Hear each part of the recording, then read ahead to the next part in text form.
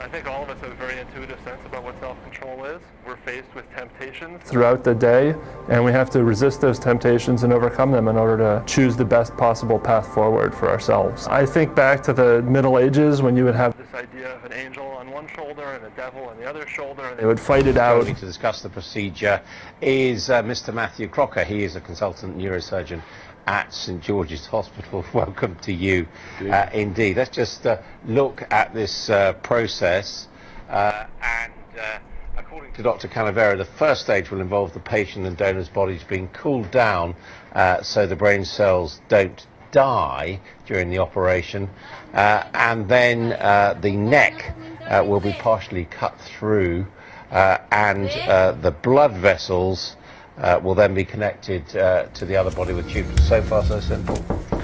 So simple, yes. I mean, I haven't done any of these myself. What?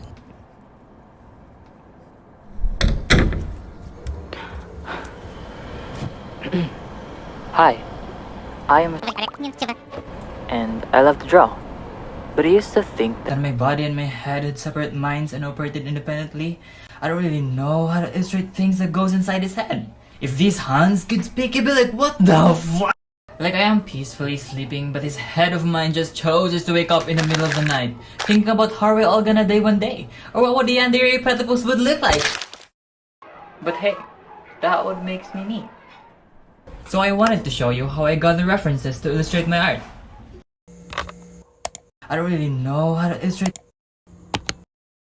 The first thing I do first is what they call napkin sketches. I like to make a quick drawings to convey rough ideas or concepts on a small piece of paper like napkins. They're not usually detailed or polished, but serve as a means of visually communicating ideas in a simple and immediate manner. And yes, I am reading my scripts. But really, this process also helps me answer the question, would the drawing work? I start by drawing a circle for the head. Now that we are done with our sketch, let's look at the background. I don't really know what's going on with this perspective. Some artists uses 3D softwares to illustrate that. I don't. I use Minecraft. I love Minecraft because of its creative possibilities. This is basic. No, this is my childhood. And what Minecraft is also good at? Perspectives. So we just have to build our little bathroom here.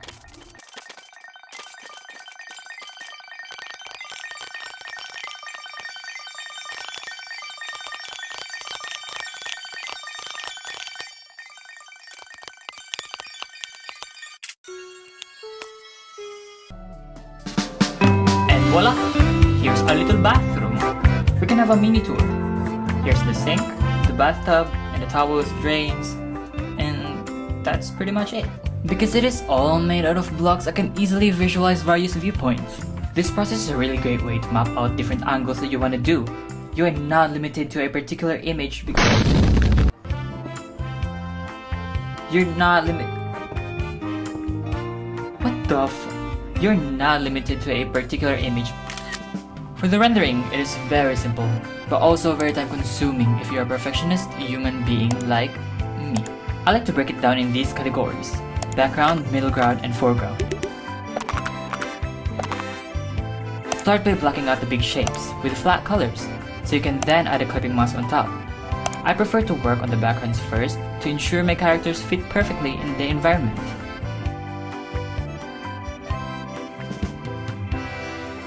I like to study artists that inspires me. Like, how did other artists do this and that? Or just really like how they stylize things. Yes, it can be overwhelming. You start comparing your work to their work, thinking that you're never gonna be as good as them. That can only bring you down and discourage you to even draw. Look for the things that you really like from their work, and try to implement that to your work as well. There is no original idea in this world, and all art is inspired by other art.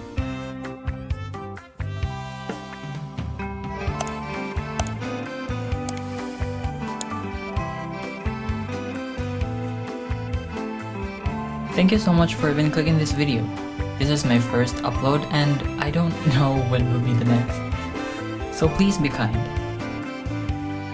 Whenever these thoughts get stuck in my head, the one way I can get this out is to create.